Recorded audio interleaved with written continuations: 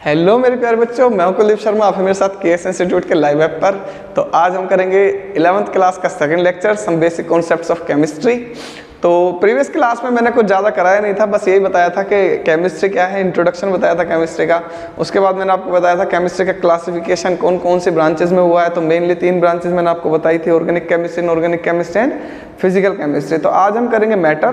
तो मैटर करने से पहले एक थोड़ा सा मैं ब्रीफ स्कोप बता देता हूँ और केमिस्ट्री का, कि कहाँ का केमिस्ट्री की इंपॉर्टेंस है, कहाँ का हम यूज़ कर रहे हैं आजकल केमिस्ट्री को। तो केमिस्ट्री का बहुत ज़्यादा आजकल स्कोप है मेडिकल साइंस में। आप देख रहे होगे जितने भी केमिस्ट के शॉप हैं, केमिस्ट के शॉप में आप जाकर देखना, कोई भी आप टैबलेट ले लो, उस टैबलेट की जो आप इंग्रेडिएंट्स पढ़ोगे तो उसमें आपको दिखाई देंगे वो सारे के सारे ऑर्गेनिक कंपाउंड्स हैं या इनऑर्गेनिक कंपाउंड्स हैं, मींस केमिकल्स हैं वो सारे। ठीक है, एलोपैथिक जो ड्रग्स हैं वो सारे के सारे क्या हैं, केमिकल्स हैं। आप उनको पढ़ना, उनको अच्छे से देखना, वो या तो फिनोल के सब्स्टिट्यूएंट हैं, ठीक है, या तो सैलिसाइलिक एसिड के सब्स्टिट्यूएंट हैं, या उनके सॉल्ट्स हैं। ज़्यादातर सॉल्ट्स होते हैं क्योंकि सॉल्ट्स इजीली डिसॉल्व हो जाते हैं हमारे स्टमक में। तो ड्रग इंडस्ट्री में बहुत ही ज़्यादा इंपॉर्टेंट रोल है किसका, केमिस्ट्री का। उसके बाद आपने देखा होगा जब हम कोई बिल्डिंग कंस्ट्रक्ट करते हैं तो उसमें सीमेंट यूज़ करते हैं। तो जो सीमेंट है वो भी तो एक मिक्सचर है, किसका मिक्सचर है, सब्सटेंसेस का मिक्सचर है, केमिकल्स का मिक्सचर है। उसके अंदर मेन जो कंपोजिशन होता है वो होता है कैल्शियम ऑक्साइड, और कैल्शियम ऑक्साइड तुम्हें पता ही है, कैल्शियम और ऑक्सीजन का कंपोनेंट है, वो कंपाउंड है।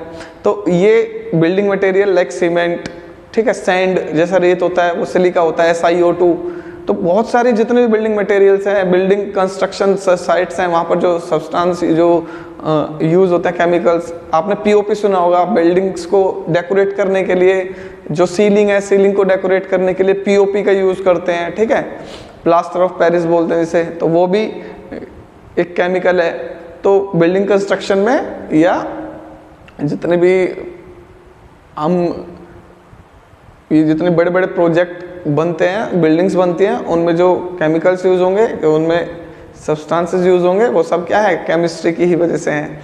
वो केमिस्ट्री से ही पॉसिबल हो पाया है। अगर सीमेंट नहीं होता तो फिर मिट्टी के ही घर होते हैं हमारे आज भी कच्चे कच्चे, और थोड़ा सा भी अर्थक्वेक आता, भूकंप आता तो गिर जाते सब, वहीं सारे घर गिर जाते हैं। ठीक है, तो अब बहुत ही ज़्यादा हम जो इतने ज़्यादा स्ट्रॉन्ग घरों में रहते हैं ना, भूकंप आके भी चले जाते, पता ही नहीं चलता। आया था, अच्छा सुबह पता चलता है। पहले क्या होता था कि पता चल जाती थी एक दिन पहले कि कल भूकंप आ सकता है, मतलब कहीं आ रहा है, जैसे मान लो अफगानिस्तान में किसी एक जगह पर भूकंप, वहाँ पर अर्थक्वेक आ रहा है, ठीक है, तो वहाँ पर थोड़ी थोड़ी देर में आ रहा है, तो ये मान के चलते थे अभी इंडिया में भी थोड़ा सा उसका इफेक्ट पड़ेगा। तो जब वहाँ रेगुलर आ रहा है तो वहाँ फिर थोड़ा उसका जो इंटेंसिटी है वो ज़्यादा हो सकती है। तो घरों में से निकल के बाहर गलियों में चले जाते थे, मतलब क्योंकि घर ऐसे होते थे कि वो अगर थोड़ा सा भी ज़्यादा हो गया तो घर गिर जाता था। तो इसी वजह से तो आज जो ये सब पॉसिबल हो पाया, ये सब टेक्नोलॉजी की वजह से हो पाया। और टेक्नोलॉजी किसकी, केमिस्ट्री की। तो केमिस्ट्री की वजह से देख लो हम घर में सेफ हैं। भूकंप चला गया, पता, अच्छा भूकंप चला गया, पंखे हिल रहे हैं, घर में लेट रहे हैं, आराम से मजे से सो रहे हैं वो, ठीक है। उसके बाद तो मैंने कहाँ बता दिया आपको स्कोप। ड्रग इंडस्ट्री में बीमार हो जाते हैं, हमें ठीक करते हैं दवाइयाँ, तो दवाइयाँ क्या हैं, केमिस्ट्री की वजह से हैं, देख लो अब। उसके बाद कौन सी आ जाती है, मैंने बता दिया आपको, कंस्ट्रक्शन इंडस्ट्री, ठीक। उसके बाद नंबर 3 ग्लास इंडस्ट्री। तो ये जो कांच बनते हैं, ग्लास बनते हैं, ग्लास की बहुत सारी चीज़ें बनती हैं, आप देखते होंगे गेट बनते हैं ग्लास के, ठीक है, ग्लास के बहुत सारे जैसे इक्विपमेंट्स बनते हैं, जैसे लेबोरेटरी में आप चले जाओगे, ग्लास के बहुत सारे इक्विपमेंट्स बने हुए हैं उसमें, वो सारे केमिस्ट्री की वजह से हैं। सब सिलिकेट्स हैं, सोडियम सिलिकेट्स हैं, ठीक है, पोटेशियम सिलिकेट्स हैं, वो अलग अलग ग्लास होते हैं, क्वालिटी होती है उनके अलग अलग। ग्लास इंडस्ट्री होगी। पेपर इंडस्ट्री, पेपर जो बनते हैं, कागज़ जिससे आपकी बुक्स बनती है, रजिस्टर्स बनते हैं, नोटबुक, वो सब केमिस्ट्री की वजह से पॉसिबल हो पाया है, ठीक है। उसको जो प्लांट्स हैं, सेल्यूलोज है, सेल्यूलोज को कन्वर्ट करते हैं, पहले उसको बिल्कुल एक दूसरे सब्सटेंस में चेंज कर देते हैं, फिर उसको पेपर में कन्वर्ट कर देते हैं। अब ये मत सोचना कि वो हार्ड है और वो इतना ज़्यादा सॉफ्ट है, वो पहले उसमें कोई केमिकल मिक्स करके उसको चेंज करते हैं, फिर उसको एक थिन लेयर बनाते हैं उसकी, ठीक है, तो बनती है वुड से ही है। उसके बाद पेपर इंडस्ट्री हो गई। पेपर इंडस्ट्री के बाद पेंट इंडस्ट्री, तो घरों में जो पेंट करते हैं हम, वो भी केमिस्ट्री की वजह से पॉसिबल है, ठीक है, पेंट इंडस्ट्री हो गई। और आप देखना कि हम प्लास्टिक्स की चीज़ें यूज़ करते हैं, जैसे घर में टब होते हैं, टब, और घर में जितनी बाल्टी होती है और चेयर होती है प्लास्टिक की, ये सब पॉलीमर्स हैं। और ये सब पॉलीमर्स किसकी वजह से पॉसिबल है? केमिस्ट्री की वजह से पॉसिबल है। हम जो जब छोटे थे तो खिलौने यूज़ करते थे, खिलौनों से, प्लास्टिक के खिलौने गुड़िया गुड्डे होते थे तो उनसे खेलते थे, वो सब केमिस्ट्री की वजह से ही है, वो पॉलीमर्स हैं। अब जो रोज़ जाते हैं मार्केट में, हम पॉलीथीन में सामान लेकर आते हैं, वैसे लेकर मत आना, मैं बता रहा हूँ, छोड़ दो ये चीज़ें, क्योंकि बहुत ही हार्मफुल है हमारे एनवायरनमेंट के लिए। ये नॉन डिग्रेडेबल है, क्योंकि आज से 300 ईयर्स बाद भी आप देखोगे वो ऐसे के ऐसे रहेंगे। क्योंकि हम क्या काम करते हैं, यूज़ करके पॉलीथीन को फेंक देते हैं, वो पॉलीथीन रिवर्स में जाती है, रिवर्स से सीज में जाती हैं, तो एक्वेटिक जो सिस्टम है हमारा, पूरे का पूरी जो एक्वेटिक लाइफ है वो ख़त्म हो जाती है। वहाँ पर जो फिशेज़ वगैरह है वो पॉलीथीन को खा लेती है फूड समझ के, तो उनकी डेथ हो जाती है। उनको जो दूसरी जो बड़ी फिशेस खाती हैं फिर उनकी डेथ हो जाती है। मतलब बहुत ही ज़्यादा इफेक्ट पड़ रहा है इसका, बहुत ही ज़्यादा। अब जब फिशेस चली जाएंगी तो जो उनके ऊपर डिपेंड है दूसरे एक्वेटिक स्पीसीज, उनकी डेथ हो जाएगी। तो यूज़ तो करना मत आप, ठीक है। मैं बस बता रहा हूँ कि जब आप लेकर आते हो तो वो पॉलीथीन होती है, पॉलीईथीन। तो ईथीन एक कंपाउंड होता है एल्कीन सीरीज का, उसका पॉलीमराइजेशन करने से बनता है हमारा ये, ठीक है। उसके बाद कहाँ पर आते हैं हम, तो बस यही बहुत सारी चीज़ें हैं। अब जहाँ जहाँ आप देखोगे यही है। अब घर में हम सोप यूज़ करते हैं, साबुन, तो सोप इंडस्ट्री इसी पे डिपेंड है, डिटर्जेंट इंडस्ट्री इसी पे डिपेंड है, शैम्पू और जितने भी हम चीज़ें यूज़ करते हैं अपने घर में डेली लाइफ में, बहुत सारी चीज़ें हैं, वो सब पॉसिबल है केमिस्ट्री की वजह से ही, ठीक है। तो ये तो है स्कोप ऑफ केमिस्ट्री। अब स्टार्ट करते हैं हम मैटर। मैटर क्या है भाई?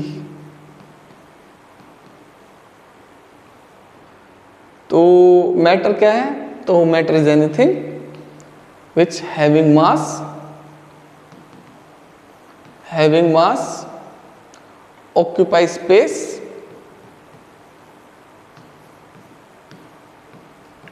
and can be felt by one or more of our 5 senses। तो मैटर वो है, मैटर वो सब है या वो कुछ भी है जिसमें मास हो, वजन हो। जैसे कि हम भी मैटर से बने हुए हैं, आप भी मैटर से बने हुए हो। अब इसमें मास हो, स्पेस को ऑक्यूपाई करता हो, जैसे मैं इसे कहीं रखूं तो उसके स्पेस को कवर कर ले। अब जैसे इस रूम में एयर है, उसने स्पेस कवर किया हुआ है, हाँ है ना, हाँ स्पेस कवर किया हुआ है उसने। अब वो डेंसिटी उसकी इतनी कम है कि जब हम अंदर आते हैं तो जो एक्सेस एयर है वो बाहर चली जाती है। तो जितने ज़्यादा अंदर आते चले जाएंगे, वो जो लेस डेंस है वो बाहर जाता रहेगा, ठीक है। लेकिन स्पेस कवर करती है एयर। आपने कभी देखा होगा जब हम टायर में एयर को फिल करते हैं तो टायर का जो साइज़ है वो एक्सपेंड हो जाता है, बड़ा हो जाता है। या बैलून को जब आप फुलाते हो, ठीक है, फूंक मार मार के बर्थडे पर, तो बर्थडे से याद आया यार, बर्थडे मेरा कब है? 22 तारीख का है। आज क्या तारीख है? आज 18 है शायद, हाँ आज 18 है। तो भाई पार्टी है तुम सबकी, आ जाना सब। कहाँ आना है? KS इंस्टीट्यूट पर आना है, ठीक है। आ तो पाओगे नहीं, लेकिन तो यार तुम्हें खुश तो कर दूं कि हाँ भी सर ने इनवाइट किया है। खुश हो जाओ, सर ने इनवाइट किया है तुम्हें। सबको बोल रहा हूँ जितने बच्चे वीडियो देख रहे हैं यूट्यूब पर। अब तो वैसे भी 1.5 होने वाले हैं, ऐसे ही आप सपोर्ट करते रहोगे तो भाई ये हो जाएंगे 1 मिलियन। तो हाँ यार, बहुत ही ज़्यादा डिफ़िकल्ट रही है जर्नी, मतलब बता नहीं सकता मैं आपको। अब मैं यहाँ इस टाइम डिजिटल बोर्ड पर पढ़ा रहा हूँ, तो ये भी मतलब मैंने तो कभी सोचा ही नहीं था कि कभी यहाँ भी पढ़ा पाऊँगा, ऐसे प्लेटफॉर्म को मैं खुद बना पाऊँगा। अब ये बना पाया क्योंकि मैं सोच रहा था कि अपने साथ टीचर्स को लगाऊंगा और वो मुझे सपोर्ट करेंगे, मैं उनको सपोर्ट करूँगा तो कुछ कर पाएंगे। एक्चुअली में क्या हुआ, मैंने उनकी ऊपर भरोसा करके स्टार्ट तो कर दिया, लेकिन वो मुझे चले गए धोखा देके। तो वो सोच रहे थे कि यार फ्री में पढ़ाना पड़ेगा, कुछ मिलेगा है नहीं। और ये तो आपको भी पता है, जब स्टार्टिंग में कोई भी चीज़ स्टार्ट होती है, जैसे मान लो अब यूट्यूब चैनल ही है, इसको स्टार्ट किया, लगभग 1 साल तक तो कुछ होना है नहीं। अब कोई भी फ्री में 1 साल तक मेहनत करना चाहता है नहीं, लेकिन बिना मेहनत करे यार कुछ हासिल होने वाला है नहीं। अब जिससे भी बात करो 10,000 रुपये, 15,000 रुपये, भाई जितना पॉसिबल है उतना तो दे रहा था मैं, पर उन्हें क्या चाहिए था, ज़्यादा चाहिए था। तो इस वजह से मैं अकेला बना रहा हूँ। लेकिन अब मुझे 2-3 मिल गए हैं जो कि कर रहे हैं उतने में जितने में उन्हें दे सकता हूँ। तो देखो ऐसा नहीं है, जब आप कुछ करते हो तो सपोर्ट करने वाले भी मिल जाते हैं। हर चीज़ नेगेटिव नहीं होती, साथ में पॉजिटिव भी होती है। तो इसके बारे में यार मैं अलग से क्लास लूँगा, जब बताऊँगा आपको, ठीक है। तो पार्टी है भैया, आ जाना, बस इतना ही कहना था।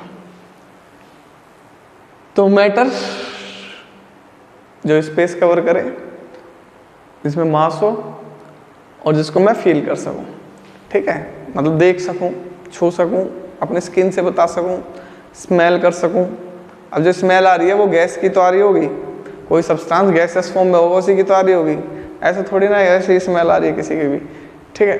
तो जिसको मैं स्मेल कर सकूं, टेस्ट करके बता सकूं और सुन सकूं मतलब जैसे मान लो 2 मैटर हैं या 2 आयरन रोड हैं, मैं आपस में उनको कोलाइड करूंगा, टकराएंगे, वो तो साउंड प्रोड्यूस होगा ना।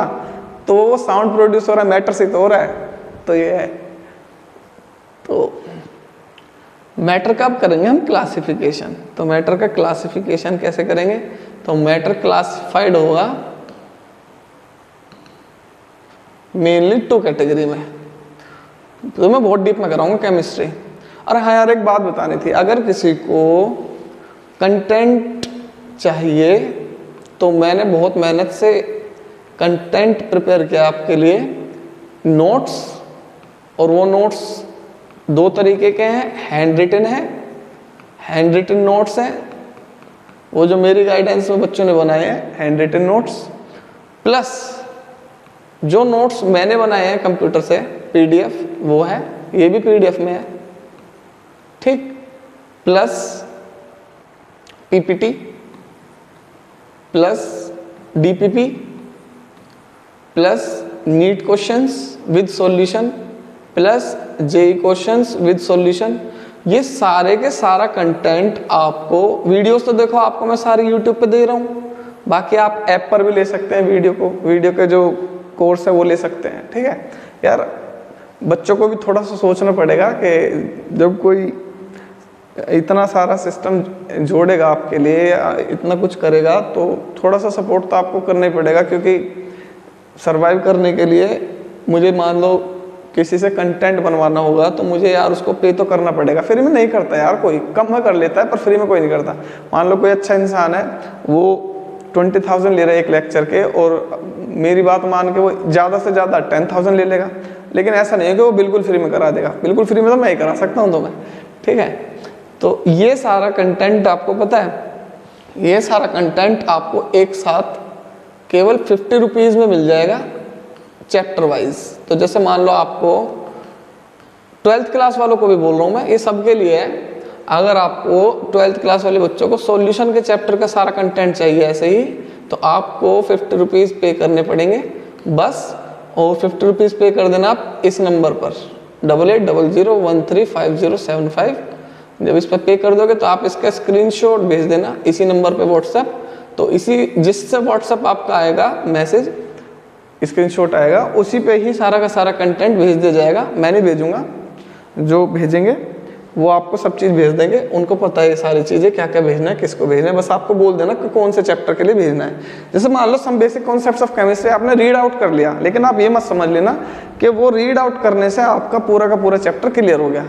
याद रखना, जब तक आप NCERT के एक्सरसाइज क्वेश्चन नहीं करोगे आप कभी भी सक्सेसफुल नहीं हो सकते। याद रखना ये बात। NCERT के एक्सरसाइज क्वेश्चंस, इन टेक्स्ट क्वेश्चंस जितने भी एग्जाम्पलर्स हैं वो भाई CBSE में सारे NCERT के एक्सरसाइज क्वेश्चंस भरे हुए हैं। जब आप सीबीएसई का एग्जाम दोगे या बोर्ड के, आप देखना सारे के सारे एनसीईआरटी एक्सरसाइज क्वेश्चन है। आप बोलोगे अरे अगर हम पूरी बुक ना पढ़ के केवल एनसीईआरटी के क्वेश्चंस पढ़ लेते हैं, जब भी कर देते हैं, तो बिल्कुल पक्की बात है आप सारे के सारे क्वेश्चंस कर देते हैं अटेम्प्ट 100%। लेकिन सारे के सारे क्वेश्चंस होते तो नहीं है ना सबसे। तो हाँ, ये भी बात भूल गया मैं, इसमें एनसीईआरटी के सारे क्वेश्चंस आपको सॉल्व मिलेंगे। तो चैप्टर वाइज जैसे जैसे some basic concept of chemistry के चाहिए आपको, तो आपको क्या काम करना पड़ेगा, 50 रुपीज़ पे करना, आपको सारा कंटेंट मिल जाएगा। यार इतना तो देखो मेहनत लगती है इसमें, और सब बच्चे पढ़ने वाले भी नहीं होते, क्योंकि मान लो केवल 10-15 बच्चे ही होते हैं एक क्लास में जो कि पढ़ने वाले होते हैं। उनको 50 रुपये भी ऐसे लग रहे होंगे, अरे 50 रुपये तो 5 बिस्कुट खा लेंगे हम 10-10 रुपये वाले, लेकिन उन्हें अभी पढ़ाई की वैल्यू का नहीं पता। इंडिया में यही तो बात है कि एजुकेशन को वेस्ट ऑफ मनी समझते हैं, लेकिन मजे लेने को, घूमने फिरने को, मूवी देखने को, दावत उड़ाने को, अरे चाउमीन खा के आ रहे हैं, 2 मिनट में 100 रुपये उड़ा के आ जाएंगे, ठीक है यारी दोस्ती में। लड़कों का तो यही है, खैर लड़कियाँ तो इतनी जाती आती नहीं है बाहर, पर फिर भी बॉयज़ तो यही करते हैं सारे काम। 3-4 दोस्त मिल जाएंगे, पैसे इकट्ठे करेंगे, चलो आज दावत है। तो भाई मैंने आपको बता दिया, 12th क्लास के भी बच्चे अगर इस वीडियो को देख रहे हो, जो तैयारी कर रहे हो नीट जेईई की, तो वो भी ये काम कर लेना। आपको बस 50 रुपीज़ पे करने, आपको सारा कंटेंट मिल जाएगा यार अच्छी क्वालिटी का विद सॉल्व। और 11th क्लास के बच्चे भी साथ के साथ ऐड करते रहें अपने नॉलेज को, ठीक है, तो जिससे कि दोबारा से आपको पढ़ना ना पड़े। पूछ के देख लेना, जिन्होंने 12th कर ली उन्होंने 11th अगर अच्छे से नहीं करी होगी तो आज पछता रहे होंगे कि यार काश 11th अच्छे से कर लेते, तो आज उन्हें रोना ना पड़ता। क्योंकि 11th अच्छे से नहीं करोगे तो आपको फिर 2 साल बाद 1 साल का गैप लेकर फिर दोबारा से 11th करनी पड़ेगी 100%। ये किसी से भी पूछ लेना आप कि अगर आपको 1 साल का गैप लेना पड़ा था, क्यों लेना पड़ा, क्योंकि आपने 11th अच्छे से नहीं की। तो चलो भाई, क्लासिफिकेशन बता रहा था मैं।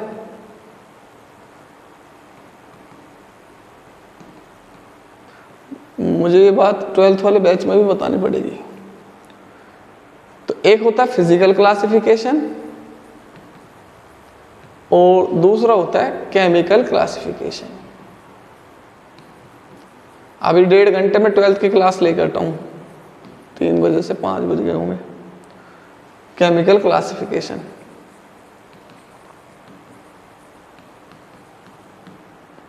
अब फिजिकल क्लासिफिकेशन के बेस पर जो सब्सटेंस है हमारे चारों तरफ, मैटर है, वो 3 टाइप में हमें दिखाई देता है। कौन कौन से फॉर्म में हमें दिखता है वो मैटर? या तो वो दिखता है सॉलिड फॉर्म में, या वो दिखता है हमें लिक्विड फॉर्म में, और या दिखता है हमें वो गैसेस फॉर्म में।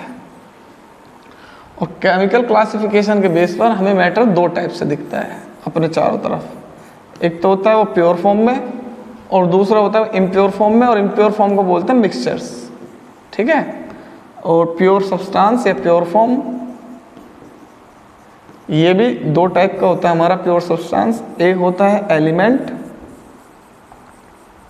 एलिमेंट प्योर फॉर्म है सब्सटेंस की, और कंपाउंड भी प्योर फॉर्म है सब्सटेंस की।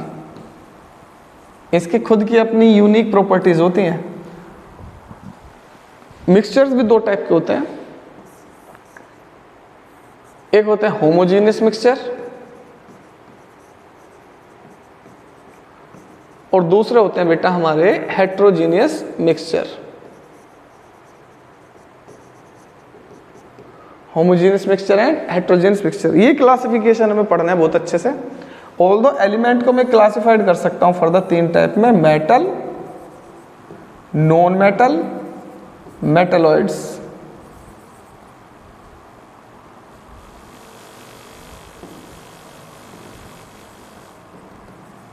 कंपाउंड्स भी 2 टाइप के होते हैं बेटा, एक होता है ऑर्गेनिक कंपाउंड, दूसरा होता है इनऑर्गेनिक कंपाउंड। आगे फिर ऑर्गेनिक कंपाउंड और इनऑर्गेनिक कंपाउंड में डिफरेंशिएट बताऊंगा, फिर एलिमेंट्स बताऊंगा, एलिमेंट्स के सिंबल्स बताऊंगा, फिर एलिमेंट्स के एटॉमिक मास, एटॉमिक नंबर, बहुत अच्छे से पढ़ेंगे हम 11th क्लास की केमिस्ट्री, सच में। चलो तो आ जाते हैं हम फिजिकल क्लासिफिकेशन। फिजिकल क्लासिफिकेशन, तो फिजिकल क्लासिफिकेशन के बेस पर मैंने आपको बताया तो था 3 टाइप के होते हैं सब्सटेंस। तो सबसे पहले बात करते हैं सॉलिड की। तो सॉलिड क्या होते हैं भाई? तो सॉलिड होते हैं वो substance having definite size, shape and volume. इनकी फिक्स्ड साइज, शेप और वॉल्यूम होती है, वो सॉलिड है। अब जैसे मान लो मेरे पास कोई एक कंटेनर है और उसके अंदर कोई सॉलिड सब्सटेंस है और फिल्ड है, तो इसमें देखो मॉलिक्यूल्स ये हैं सॉलिड के बिल्कुल पास पास। अब ये जो मैंने बनाए हैं ना, मॉलिक्यूलर ओवरव्यू है, ये मॉलिक्यूलर थ्योरी है सॉलिड्स की, ये सॉलिड बन गया। तो ये मॉलिक्यूल्स है सारे, और ये किस में है? सॉलिड फॉर्म में है। तो कोई भी सब्सटेंस सॉलिड, लिक्विड, गैस कब होता है? एक चीज होती है, एक वर्ड होता है, उसको बोलते हैं हम इंटरमोलिक्यूलर फोर्स।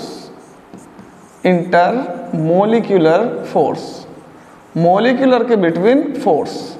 अगर इंटरमोलिक्यूलर फोर्स किसी में बहुत ज़्यादा होगा, अगर इंटरमोलिक्यूलर फोर्स स्ट्रॉन्ग है तो सब्सटेंस सॉलिड हो जाएगा, थोड़ा सा वीक है तो लिक्विड हो जाएगा, बहुत ज़्यादा वीक है तो वो गैसेस हो जाएंगे, मतलब इंटरमोलिक्यूलर फोर्स नेग्लिजिबल।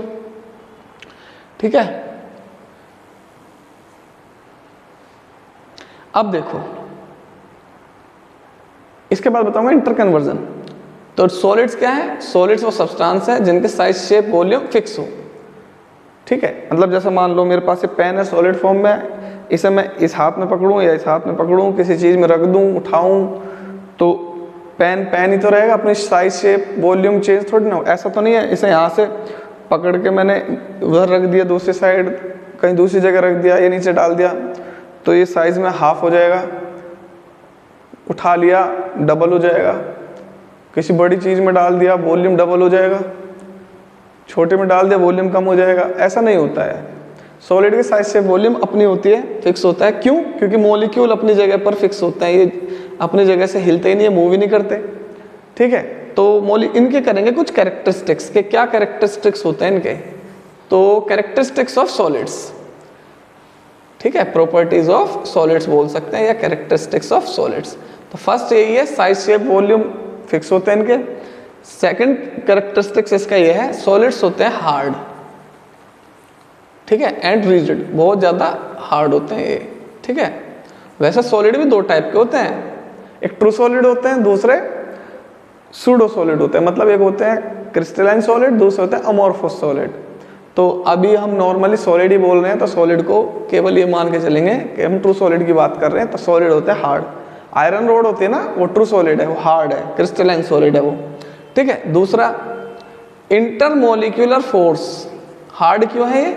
क्योंकि इंटरमोलिक्यूलर फोर्स ऑफ अट्रैक्शन वो होता है काफी ज्यादा, बहुत ज्यादा होता है, हाई होता है वो।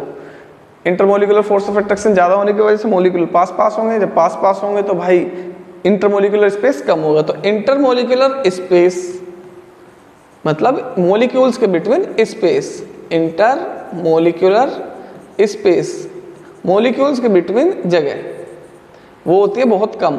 देखो यहाँ पर चिपके पड़े हैं पास पास, जगह ही नहीं है, हवा भी नहीं आ रही यहाँ पे। ठीक है, नंबर 4, इनकी जो डेंसिटी होती है वो होती है बहुत ज़्यादा हाई। अब जब एक फिक्स्ड वॉल्यूम में या 1 यूनिट वॉल्यूम में मास ज़्यादा होगा, मास ज़्यादा क्यों होगा? मॉलिक्यूल ज़्यादा होंगे भाई, मॉलिक्यूल ज़्यादा हुआ, मास ज़्यादा होगा, मास ज़्यादा होगा तो डेंसिटी ज़्यादा, क्योंकि डेंसिटी होती है मास पर वॉल्यूम। अगर वॉल्यूम 1 यूनिट है तो डेंसिटी इक्वल टू मास, मास ज़्यादा तो डेंसिटी भी ज़्यादा। तो डेंसिटी इनकी ज़्यादा होती है क्योंकि मास इनका ज़्यादा होता है। ठीक है, ये होते हैं नॉन कंप्रेसिबल, कंप्रेस नहीं कर सकते हम इनको, ये ऑलरेडी इतने ज़्यादा कंप्रेस्ड हैं कि हम इनको कंप्रेस ही नहीं कर पाते। आप आयरन रोड को पकड़ के दबा के देखना, दबेगी वो? नहीं दबेगी, तुम्हें दबा देगी। तो ये होता है नॉन कंप्रेसिबल। नंबर 5, इनकी जो काइनेटिक एनर्जी है मॉलिक्यूल्स की वो होती है बहुत ज़्यादा कम, ऑलमोस्ट नेग्लिजिबल, बहुत कम होती है। भाई काइनेटिक एनर्जी होती है ड्यू टू मोशन, मोशन है ही नहीं, दे कैन वाइब्रेट ओनली। तो जो भी एनर्जी होती है वो वाइब्रेशन की वजह से होती है, ना कि मोशन की वजह से। So molecules can vibrate but can not move. So molecules in solids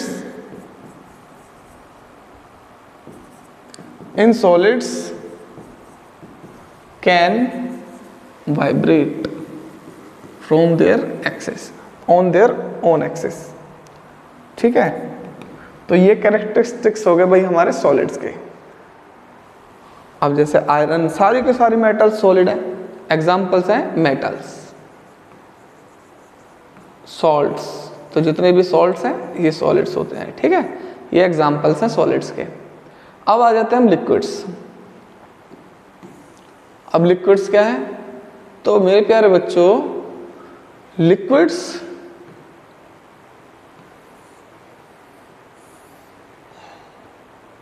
में मॉलिक्यूल्स में फोर्स ऑफ अट्रैक्शन होता तो है लेकिन वीक होता है वो इनसे ज़्यादा। अब देखो यहाँ पर फोर्स ऑफ अट्रैक्शन है, मॉलिक्यूल्स एक दूसरे को पकड़ के तो रखे हुए हैं लेकिन फोर्स ऑफ अट्रैक्शन वो वीक है। ये इसको पकड़ के रखा हुआ है लेकिन वो वीक है, इसको पकड़ के रखा है वीक है। ठीक है, वीक है, ये फोर्स ऑफ अट्रैक्शन वीक है, जिसकी वजह से ये थोड़े थोड़े दूर दूर हो गए। अब कोई फोर्स ऑफ अट्रैक्शन ज़्यादा होगा, जैसे मान लो मैग्नेट है, दूसरे मैग्नेट को एकदम स्ट्रॉन्ग फोर्स से अट्रैक्ट करके रखेगी। ठीक है, चिपका लेगी बिल्कुल। अब कोई दूसरा सब्सटेंस है, आयरन के छोड़ का एल्यूमिनियम ले लो। ठीक है, अब वो उसको स्ट्रॉन्ग फोर्स के साथ अट्रैक्ट नहीं करेगी तो थोड़ा वीक होता है वहाँ पर फोर्स ऑफ अट्रैक्शन। तो यहाँ पर वीक फोर्स ऑफ अट्रैक्शन है। जैसे कि हाइड्रोजन बॉन्ड, अगर हाइड्रोजन बॉन्ड है, अब मैं आपसे पूछ लूँ कि वाटर लिक्विड क्यों है, वाई वाटर इज लिक्विड, तो आप बोलोगे due to weak hydrogen bonding. Water में होती है हाइड्रोजन बॉन्डिंग और हाइड्रोजन बॉन्डिंग होती है वीक, तो वाटर लिक्विड है। क्यों है? हाइड्रोजन बॉन्डिंग की वजह से। और अगर होता स्ट्रॉन्ग आयनिक बॉन्डिंग, भाई अगर हाइड्रोजन में और ऑक्सीजन में आयनिक बॉन्ड होता है, ये वाला H+O-, सॉलिड हो जाते हैं। क्यों? चिपक जाते दोनों, पास पास आ जाते बहुत ज्यादा क्लोज्ड, अब ये बन जाता सॉलिड। अब यहाँ पर ऐसा नहीं है, ये तो मॉलिक्यूल अलग है, ये मॉलिक्यूल अलग है, ये मॉलिक्यूल अलग है। अब ये वाला ऑक्सीजन इस हाइड्रोजन को अपनी तरफ अट्रैक्ट करेगा, पार्शियल नेगेटिव है या पार्शियल पॉजिटिव है, ये इसको अट्रैक्ट कर। ये जो बॉन्ड है वीक बॉन्ड, ये हाइड्रोजन बॉन्ड है, ये जो डॉटेड वाला बॉन्ड होता है हाइड्रोजन बॉन्ड है। तो इसीलिए जैसा वाटर लिक्विड है, तो वाटर लिक्विड इसलिए क्योंकि वहाँ वीक हाइड्रोजन बॉन्ड है। तो वाटर, ये जो होते हैं सबसे पहले इनका साइज डिफाइनाइट नहीं होता, नॉट डिफाइनाइट होता है या इनडिफाइनाइट होता है।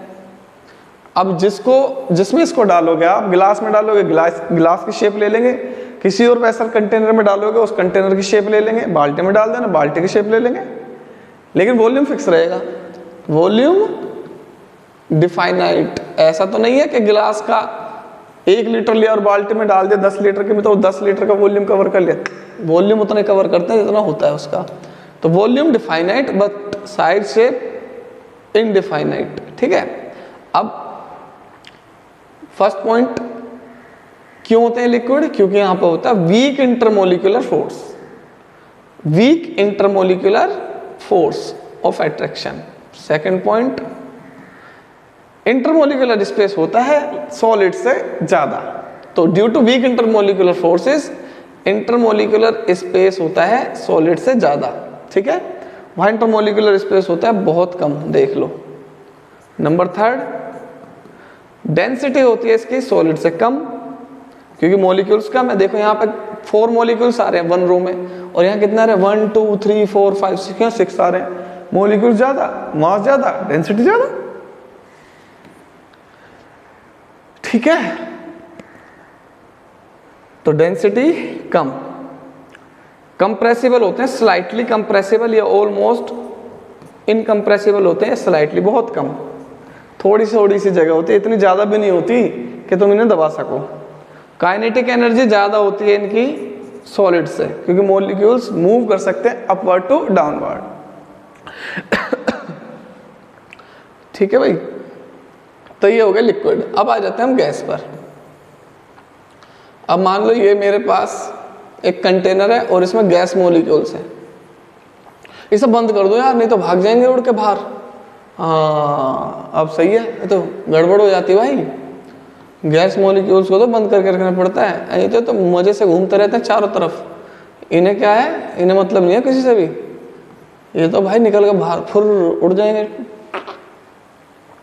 तो इसमें जो साइज, शेप, वॉल्यूम तीनों होते हैं indefinite. So size, shape, volume तीनों क्या होते हैं? इनडिफाइनाइट, अनिश्चित, फिक्स नहीं होते, not fixed. Size, shape and volume are not fixed in gases molecules. Intermolecular forces negligible, negligible intermolecular force होता तो है लेकिन नेग्लिजिबल, बहुत वीक होता है यार, बहुत ज़्यादा वीक होता है। Van der Waals weak force of attraction होता है। गैसेस मॉलिक्यूल्स में होता है वंडरवॉल, लिक्विड में होता है हाइड्रोजन बॉन्ड, और सॉलिड्स में होता है आयनिक बॉन्ड या मेटलिक बॉन्ड। सॉलिड्स में होता है मेटलिक या आयनिक बॉन्ड। देखो दो ये अलग अलग बॉन्ड्स के बेसिस पर होते हैं, सॉलिड, लिक्विड और गैस।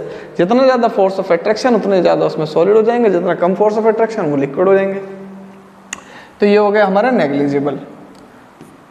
इंटरमोलिकुलर स्पेस होता है ह्यूज इंटरमोलिकुलर स्पेस। जब फोर्स ऑफ अट्रैक्शन ही बहुत कम है, स्पेस तो बहुत ज़्यादा होगा। कहीं भी घूम लो तुम जाके, यहाँ से निकलोगे तुम, उड़ोगे, यहाँ से उड़ के यहाँ से निकल जाओगे, यहाँ से उड़ के यहाँ से निकल जाओगे, यहाँ से निकल जाओगे, यहाँ से निकल जाओगे, यहाँ से निकल जाओगे, कहीं भी चले जाओ।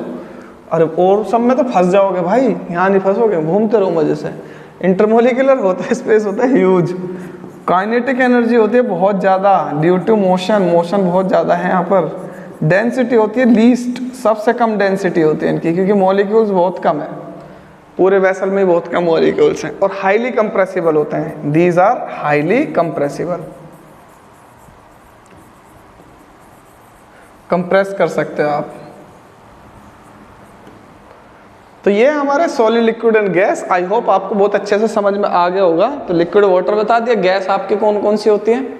नॉन मेटल सारी गैसेस होती हैं, जैसे कि ऑक्सीजन एक पॉपुलर गैस है, हाइड्रोजन एक पॉपुलर गैस है, नाइट्रोजन एक गैस है, 3 गैस हो गई। क्लोरीन एक गैस है, फ्लोरीन एक गैस है, और हीना, नीना और करीना, एक्सरे रंगीन। अरे मैं हीना, नीना और करीना ले रहा हूँ, तुम्हारी मैडम गुस्सा ना हो जाए। वैसे कर रहा हूँ मैं, कभी तुम सीरियस ले लो कि यार बताओ सर, नाम बताओ, पीछे पड़ जाओ मेरे। भाई कुछ भी नहीं है, ऐसा कोई भी नहीं है। आ जाते अब नेक्स्ट। फिजिकल क्लासिफिकेशन हो गया, केमिकल क्लासिफिकेशन। केमिकल क्लासिफिकेशन, तो केमिकल क्लासिफिकेशन के बेस पर सब्सटेंस हमारे 2 टाइप के होते हैं। एक तो प्योर, जिसमें कोई दूसरी चीज मिक्स ना हो, और दूसरे होते हैं मिक्सचर्स। मतलब प्योर तो ऐसे होते हैं जो जिनके खुद आइडेंटिकल प्रॉपर्टी हो, जिसमें कोई दूसरी चीज मिक्स ना हो, जिसकी अलग अलग प्रॉपर्टी वाले, एक यूनिक प्रॉपर्टी वाले सब्सटेंस होते हैं प्योर। और डिफरेंट डिफरेंट प्रॉपर्टी वालों को मिक्स कर देंगे तो वो होता है मिक्सचर। अब जैसे मैं ले लेता हूँ प्योर, तो मिक्सचर ही ले लेता हूँ। चलो मिक्सचर, तो मिक्सचर क्या होता है? व्हेन 2 और मोर, चलो नाम दे देते हैं। अब जब भी कुछ बात करेंगे ना, तो एक नाम दे देते हैं कि बाद में बताऊंगा। व्हेन 2 और मोर सब्सटेंस, नहीं तो तुम मेरी मजाक बना दोगे, इसलिए रहने दो। मिक्स टुगेदर, जब 2 या 2 से ज़्यादा सब्सटेंस को मिक्स करेंगे तो उस रिजल्टेंट को बोलेंगे mixture. The resultant substance is called mixture. तो मिक्सचर भी 2 टाइप के होते हैं, एक होता है होमोजीनियस और दूसरा होता है हेट्रोजीनियस मिक्सचर। तो if 2 or more substance mix together and form uniform resultant, when 2 or more substance mix together and form uniform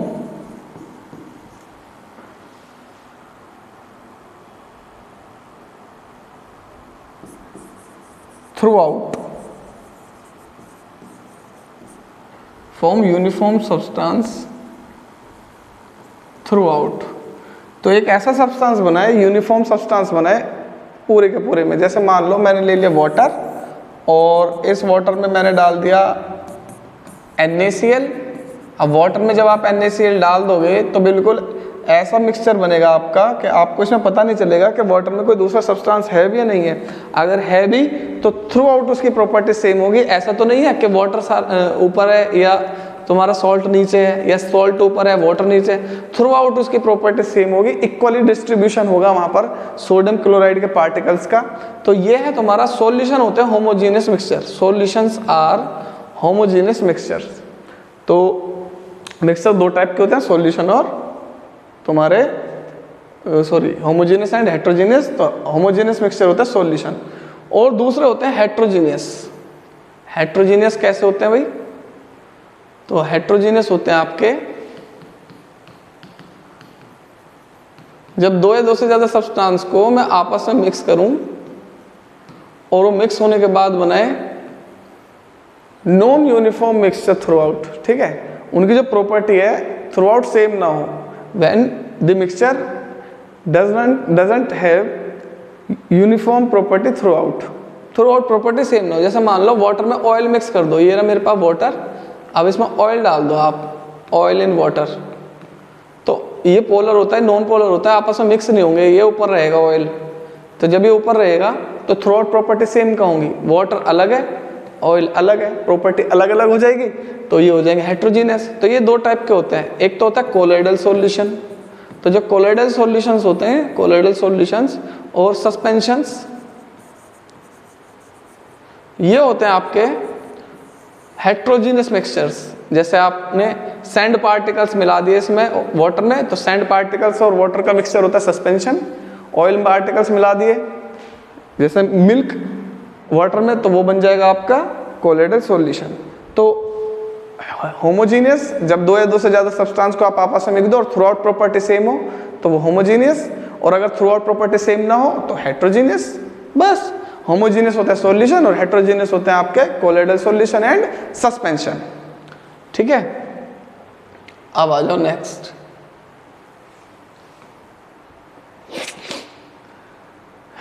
pure substance.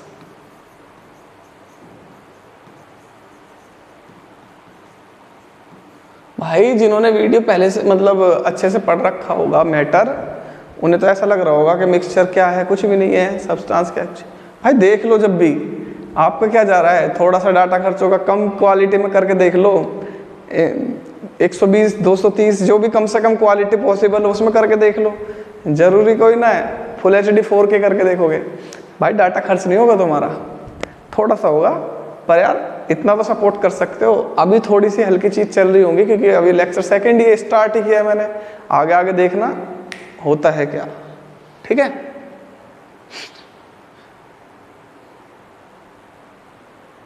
चलो भाई, प्योर सब्सटेंस नंबर 1 एलिमेंट, जो इट सेल्फ में प्योर हो, जिसमें कोई अदर सब्सटेंस मिक्स ना हो, वो होते हैं एलिमेंट्स। तो एलिमेंट्स क्या है? Substance having same kind of atoms, एक ही तरह के, जिसमें एक ही प्रकार के जिसमें एटम्स प्रेजेंट हो, उन्हें बोलते हैं हम एलिमेंट्स। अब जैसे मान लो ये है मेरे पास कोई रोड है, मान लो ये प्लेट है आयरन की, तो इसमें केवल सारे के सारे एटम्स आयरन के होंगे। तो जब सारे के सारे आयरन के एटम्स होंगे तो अब ये होगा एलिमेंट।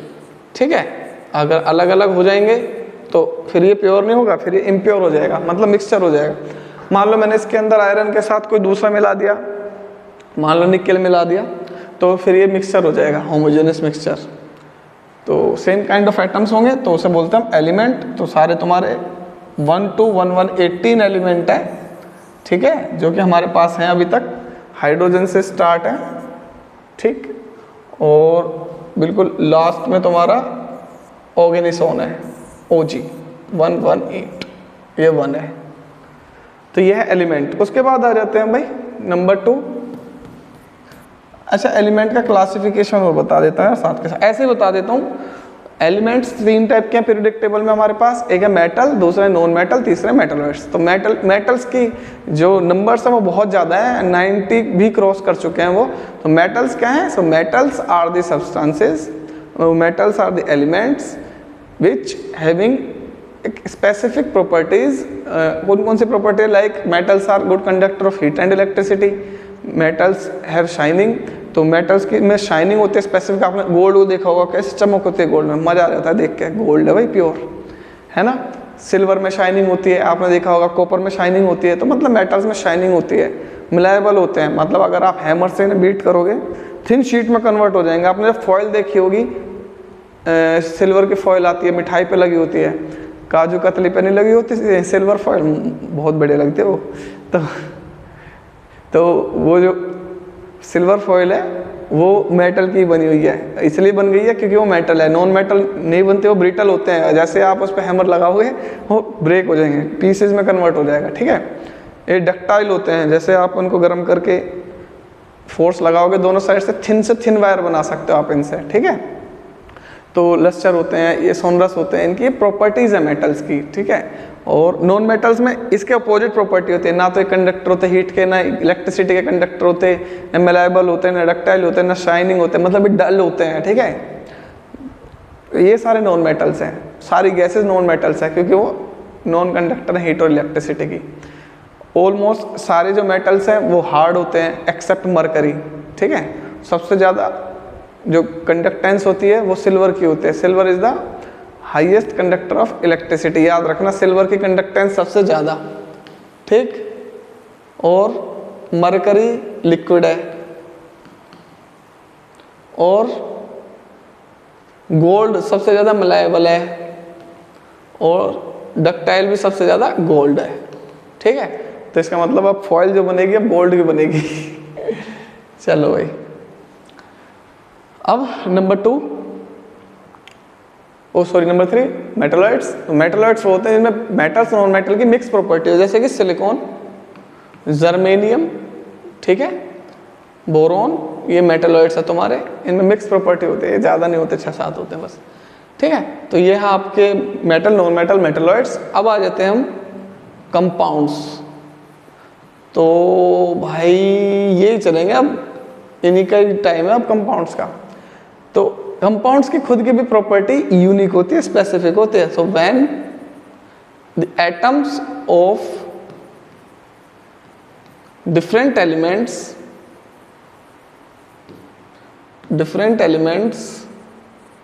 combined together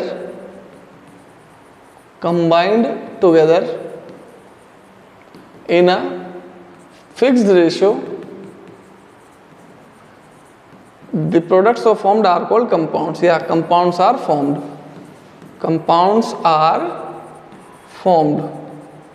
यार राइटिंग में तो प्रॉब्लम नहीं आ रही किसी को, अगर रनिंग राइटिंग में किसी को प्रॉब्लम आए तो बता देना, मैं स्लो लिख दूंगा साफ। पर यार स्लो लिखने में तुम थोड़े से बोर हो जाओगे कि बहुत स्लो पढ़ा रहे हैं सर। पर कोशिश करना, अगर स्लो लग रहा हो तो स्पीड को आप 1.25 कर लेना या 1.5 कर लेना, ठीक है। तो जैसे कि वाटर H2O, ये कंपाउंड है, इसमें हाइड्रोजन और ऑक्सीजन 2:1 में कंबाइंड हो रहे हैं, ठीक है। तो 2 एटम हाइड्रोजन के 1 एटम ऑक्सीजन का, तो ये बन जाएगा कंपाउंड, ठीक। सल्फ्यूरिक एसिड 2:1:4, 2 एटम हाइड्रोजन के 1 सल्फर का 4 ऑक्सीजन के, अगर इसी रेशो में कंबाइंड होंगे तो ही बनेगा तुम्हारा कंपाउंड, अगर नहीं होंगे कंबाइंड इस रेशो में तो कंपाउंड नहीं बनेगा। तो फिक्स रेशो होता है कंपाउंड बनने के लिए। तो एटम्स 2 या 2 से ज़्यादा जब कंबाइंड होंगे एक फिक्स रेशो में, तो जो प्रोडक्ट बनेंगे आपके उन्हें बोलेंगे हम कंपाउंड। से 2 टाइप के होते हैं, ऑर्गेनिक एंड इनऑर्गेनिक। अगर कार्बन से मिलकर बना हो कोई भी कंपाउंड तो वो होता है ऑर्गेनिक, और कार्बन से ना मिलकर बना हो, अदर एलिमेंट से बना हो, तो वो होता है इनऑर्गेनिक। तो ये ऑर्गेनिक है, ये इनऑर्गेनिक कंपाउंड है, ठीक है, क्योंकि यहाँ कार्बन है और यहाँ कार्बन नहीं है। तो आई होप आप समझ गए होंगे कि एलिमेंट्स कौन कौन से हैं। अब आ जाते हैं हम इंटर कन्वर्जन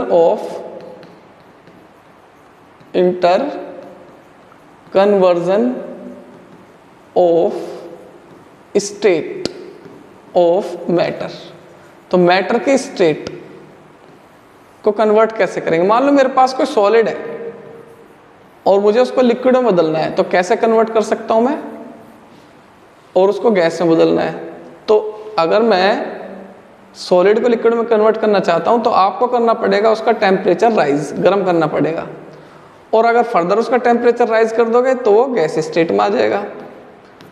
ठीक है। इसके जस्ट अपोजिट अगर आप टेम्परेचर को कर दोगे डाउन तो गैस लिक्विड स्टेट में आ जाएगा, और फर्दर डाउन कर दोगे तो वो सॉलिड स्टेट में आ जाएगा। ठीक है, तो सॉलिड को लिक्विड में कन्वर्ट करने का जो प्रोसेस है इसको बोलते हैं हम, इस प्रोसेस को बोलते हैं सॉलिड को लिक्विड में मेल्टिंग। ठीक है, लिक्विड को गैस में कन्वर्ट करने को इवेपोरेशन, वेपोराइजेशन भी बोल देते हैं। गैस को लिक्विड में कन्वर्ट करने का प्रोसेस होता है condensation. Condensation is the process in which gas converted into the liquid. ठीक है, और लिक्विड को सॉलिड में कन्वर्ट करने का प्रोसेस होता है फ्रोजन। ठीक है, अब सॉलिड को डायरेक्टली गैस में कन्वर्ट करने का जो प्रोसेस होता है उसे बोलते हैं हम सब्लिमेशन। सब्लिमेशन, तो सब्लिमेशन क्या है? It is the process by which A solid directly converted into the gas state.